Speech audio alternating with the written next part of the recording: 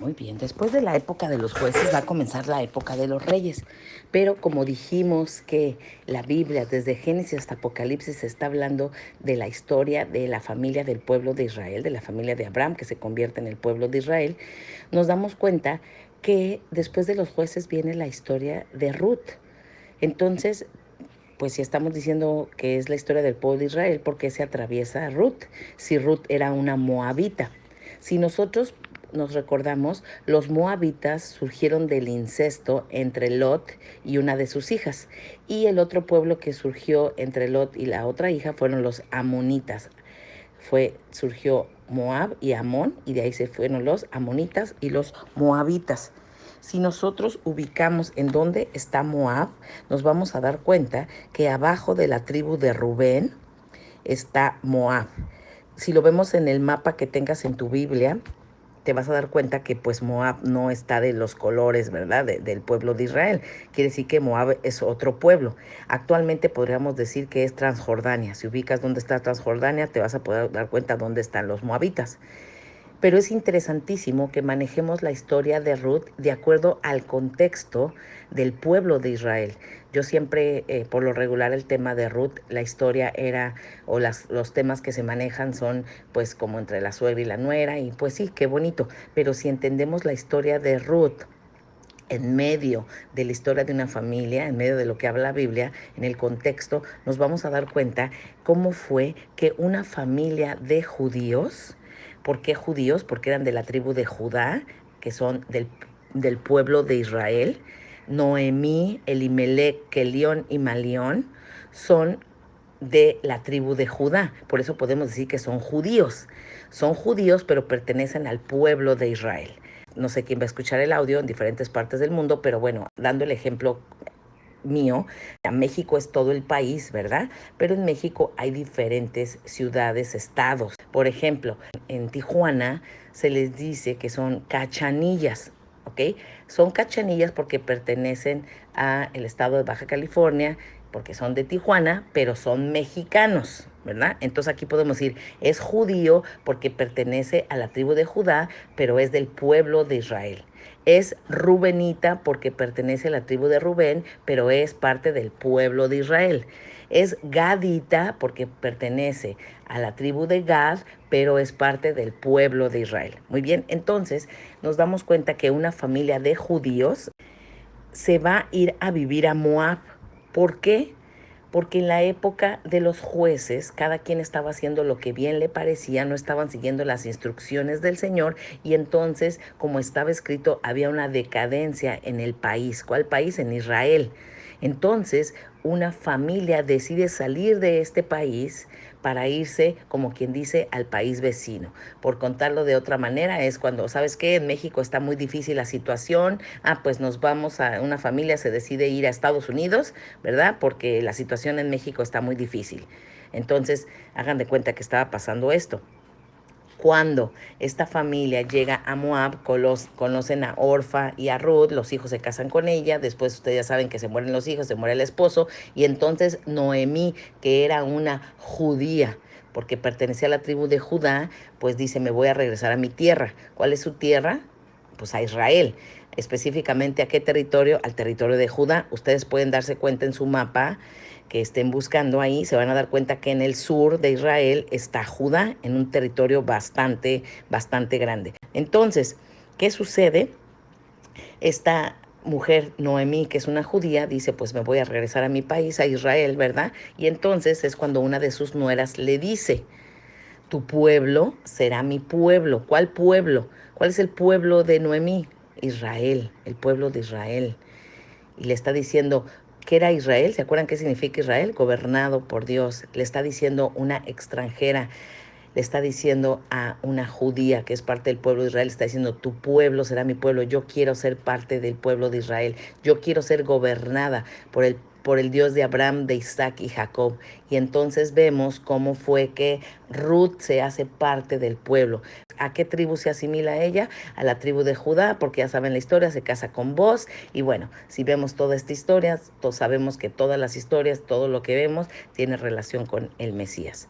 Entonces, después de que vemos la historia de Ruth, vamos a ver que va a empezar a contarse, pues que se empieza a gestar la época de los reyes, ¿verdad? En Samuel y todo esto.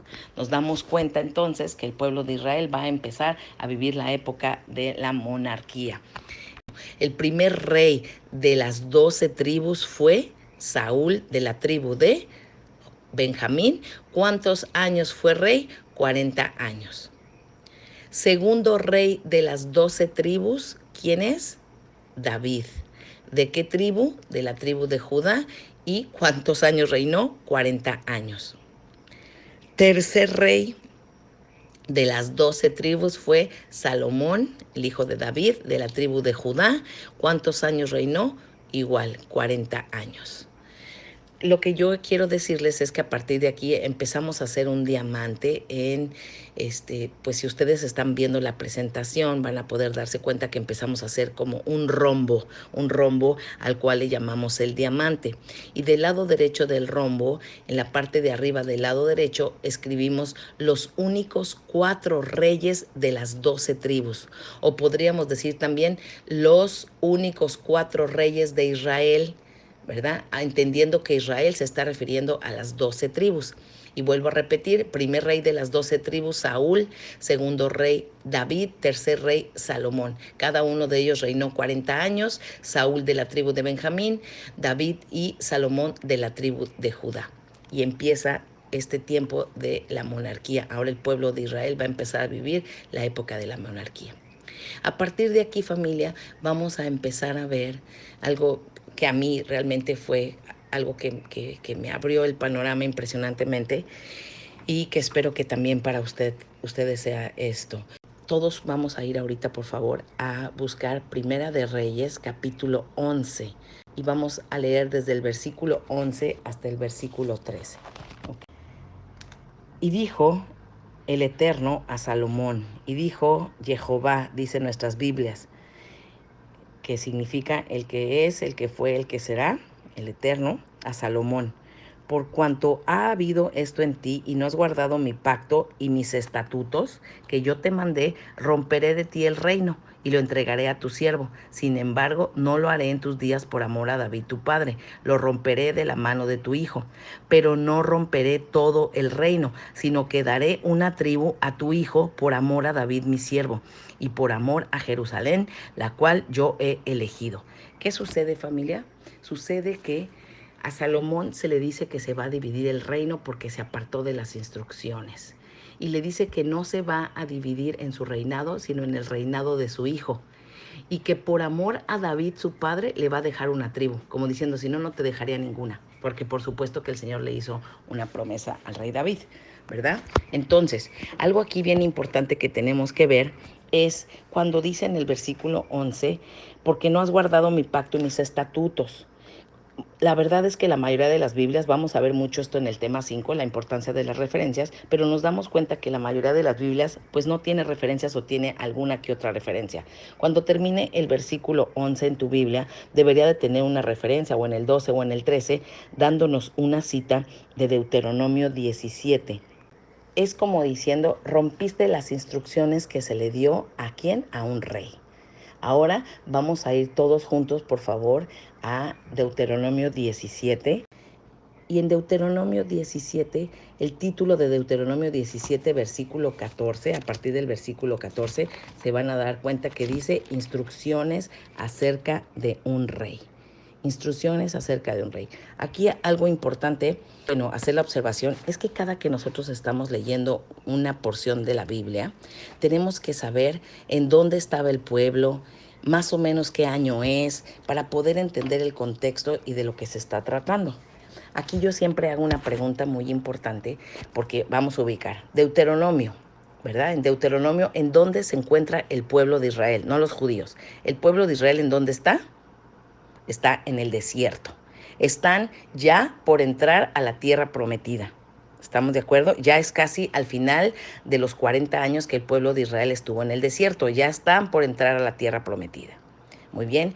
Y entonces aquí el Rey del Universo, el Padre Eterno, le da una instrucción al pueblo, a las 12 tribus, acerca de los reyes. Mi pregunta es, aquí todavía no hay reyes. ¿Cuánto tiempo faltaba por lo mínimo para que hubiera reyes? ¿Qué es lo que te quiero decir? Es que con la información y los años que yo te voy a estar dando en este curso súper básico, te van a servir muchísimo para poder ubicarte en las fechas, cuántos años faltaban, qué época, cuántas tribus había, qué estaba sucediendo para poder comprender de lo que se está hablando.